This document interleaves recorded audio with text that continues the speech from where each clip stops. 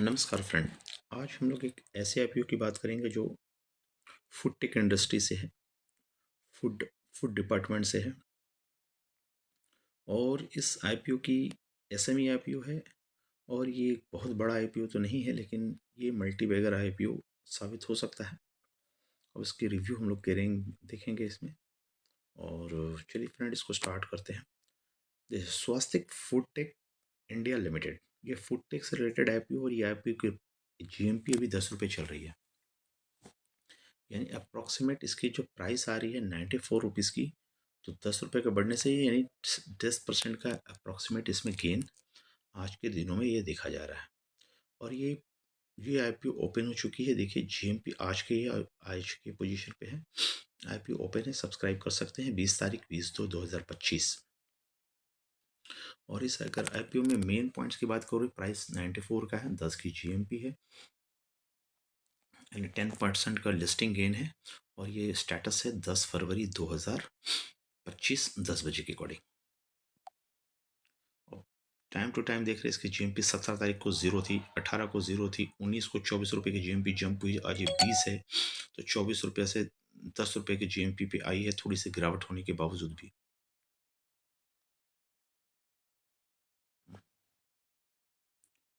स्वास्तिक food tech IPO, actually ये IPO 14.94 crore की एक एसएमई आईपीओ है, जो कि फ्रॉम 10 फरवरी से लेकर के 24 फरवरी तक ये चलने वाली है ओपनिंग।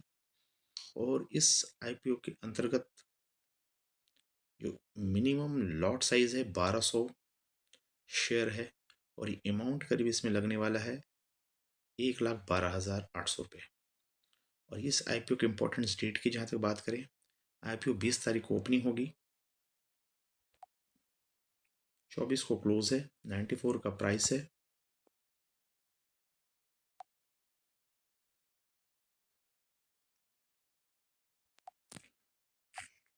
चौदह करोड़ अप्रोक्सीमेट 15 करोड़ के आईपीओ की साइज है।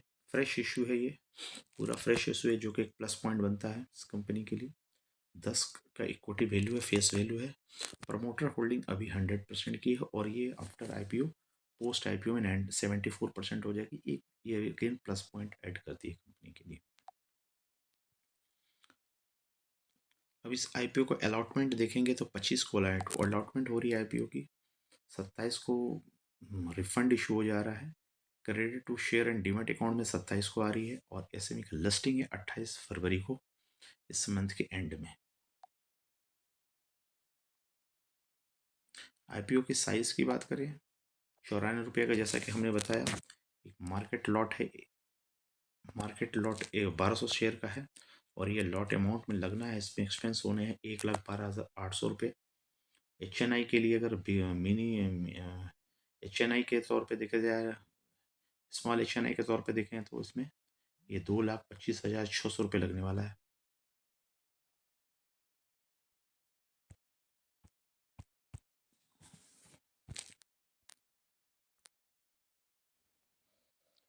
जैसा कि देख सकते हैं, कंपनी एक्चुअली इनकॉर्पोरेट हुई है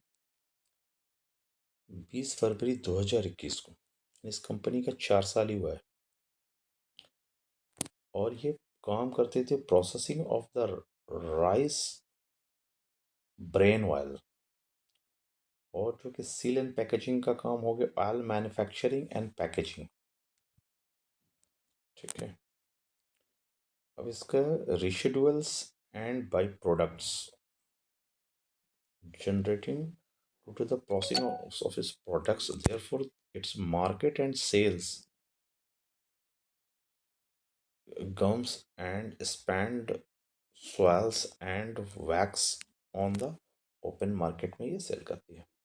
तो बिजनेस मॉडल के हिसाब से बहुत धांसुड़ बिजनेस मॉडल नहीं है, ऑन एन एवरेज है। एक एडवांटेज, एडेड एडवांटेज इस कंपनी को ही है कि B2B बिजनेस में ये काम कर रही है। The sales of their product by mainly to the oil manufacturing, which makes their business model as a business to business model where their company is processing and supply rice bran oil in a tanker to reputed manufacturing and packager. They sell their product mainly in a bulk to the players who work with their own brand as well as to those who sell unbranded or bulk edible oil. The product facility is fully automated. तो photo fully automatic है, business B2B है, लेकिन इसकी अगर ये देखा जाए position, इस काम का बिजनेस का बहुत ज़्यादा 4 से 5 साल का एक्सपीरियंस है। अब इसकी स्ट्रेंथ देखते हैं, इसकी स्ट्रेंथ क्या है। Modern and study study strategically located manufacturing facility easily available of oil around the manufacturing facility arrangement with installation in institutionals oil manufacturer for supply of the rice bran oil quality assurance and the quality control of the product well experienced management team। तो basic basic चीज़ें हैं वो सभी इसके strength के तौर में, ये कॉपी पेस्ट सेंटेंस है। चलिए आगे देखते हैं इसके ऑब्जेक्टिव्स लाने के क्या है। Settle up of the packaging line at the existing manufacturing unit, packaging line setup करना चाहती है, वर्किंग कैपिटल के लिए कर रही है, जनरल कॉर्पोरेट पर्पस के लिए। ये भी कॉपी पेस्ट स्टेटमेंट है, बट ये है कि फ्री इशू के तौर पे है।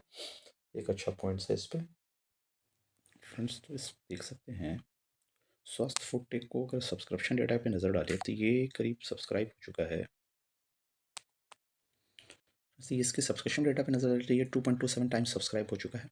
ये 20 तारीख को 6:56-57 के अकॉर्डिंग, और ये देख सकते हैं सब्सक्रिप्शन डेटा बहुत अच्छा इसमें जा रहा है। और इसकी सब्सक्रिप्शन एनालाइज के थ्रू 0.68 टाइम्स हो चुकी है, रिटेलर के थ्रू 3.86 टाइम्स हो चुकी है, टोटल 2.27 टाइम्स सब्सक्रिप्शन हो चुका है। इस कंपनी के फाइनेंशियल के बारे में देखें तो फाइनेंशियल देख सकते हैं पीरियोडिक एंडिंग 2022, 23, 24 सितंबर का कंपैरिजन किया गया है।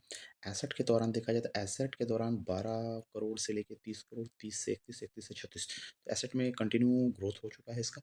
रेवेन्यू के आधार पर देखिए 1.23 और 99, 134 और 88। तो रेवेन्यू वाइज देखा जाए तो मार्च 2024 में ग्रोथ अच्छा है, लेकिन 24 के बाद सितंबर में ग्रोथ में थोड़ी सी कमी आती हुई दिख रही है। 86 करोड़ की अप्रॉक्सीमेट ग्रोथ है। Net profit after after tax, profit after tax देखा जाए तो 22 में 0.01, 0.03, 191.93, 1.83, तो मोटा मोटी ये प्रॉफिट आफ्टर टैक्स में भी ग्रोथ है ईयर ऑन ईयर बेसिस पे। और नेट वर्थ देखा जाए तो 3 का है, 6 का है और 8 का है। नेट वर्थ 8 करोड़ की है।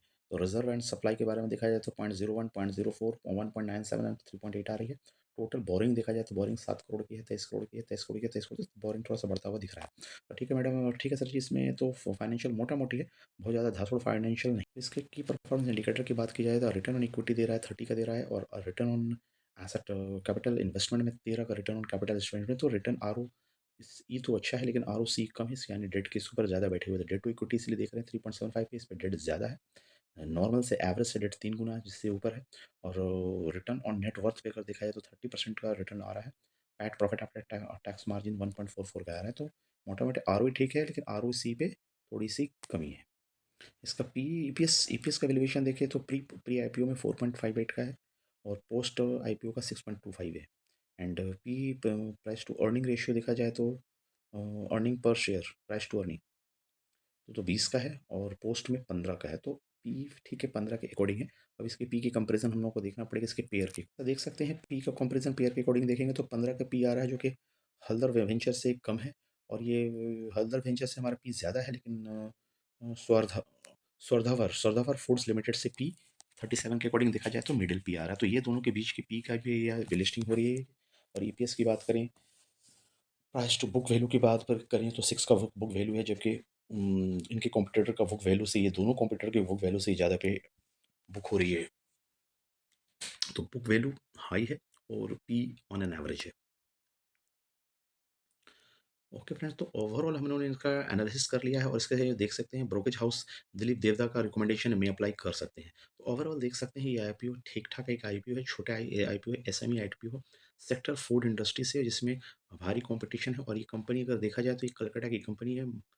कलकत्ता की कंपनी है, हाँ, कलकत्ता की कंपनी है। तो इसमें थोड़ा-सा आप लोग एनालिसिस कर सकते हैं और अपना रिकमेंडेशन बता सकते हैं कि आप लोगों की क्या राय है। हमारे तरफ से और देवदा की तरफ से रिकमेंडेशन अप्लाई कर सकते हैं। तो फ्रेंड्स, इसको अप्लाई किए, सब्सक्रिप्शन डेटा भी बहुत अच्छा दे रहा है। इसको अप्लाई किया जा सकता है और इसके लिए अप्लाई के लिए मैं भी प्लान कर रहा हूँ। Okay friends, thank you.